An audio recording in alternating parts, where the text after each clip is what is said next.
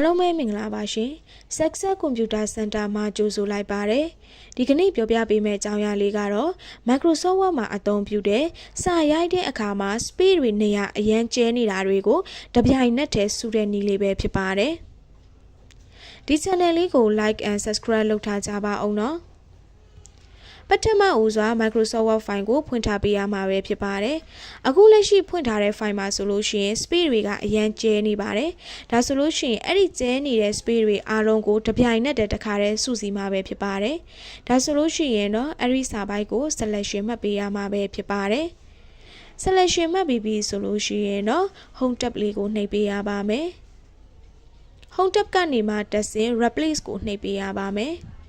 ဒါဆိုလို့ရှိရင်တော့ box ကြလာမှာပဲဖြစ်ပါတယ်။ File Word နေရာမှာကတော့ခွင်းစားခံပါမယ်။ပြီးရင် space တစ်ချက်ရိုက်ထည့်ပေးရပါမယ်။ပြီးရင်ခွင်းပြန်ပိတ်ပါမယ်။ပြီးွားရင်တော့တွန့်ခွင်းအစာရိုက်ထည့်ပါမယ်။ပြီးွားရင်တော့နှစ်ရိုက်ထည့်ပါမယ်။ပြီးရင် comma ရိုက်ထည့်ပေးပါမယ်။ပြီးွားရင်တော့တွန့်ခွင်းပြန်ပိတ်ပေးရပါမယ်။ Replace with နေရာမှာကတော့ slash ခံပါမယ်။ပြီးွားရင်တော့1ဆိုပြီးရိုက်ထည့်ပေးရမှာပဲဖြစ်ပါတယ်။ပြီးွားရင်တော့ဒီလိုပုံစံမျိုးဖြစ်နေတယ်ဆိုလို့ရှိရင်တော့ more ကိုနှိပ်ပေးရပါမယ်ပြီးွားလို့ရှိရင်တော့ use wildcat နေရာမှာ check လုပ်ပေးရမှာပဲဖြစ်ပါတယ်ဒါဆိုလို့ရှိရင်တော့ use wildcat နေရာမှာ check လုပ်ပြီးပြီဆိုရင်တော့ replace all ကိုနှိပ်ပေးရပါမယ်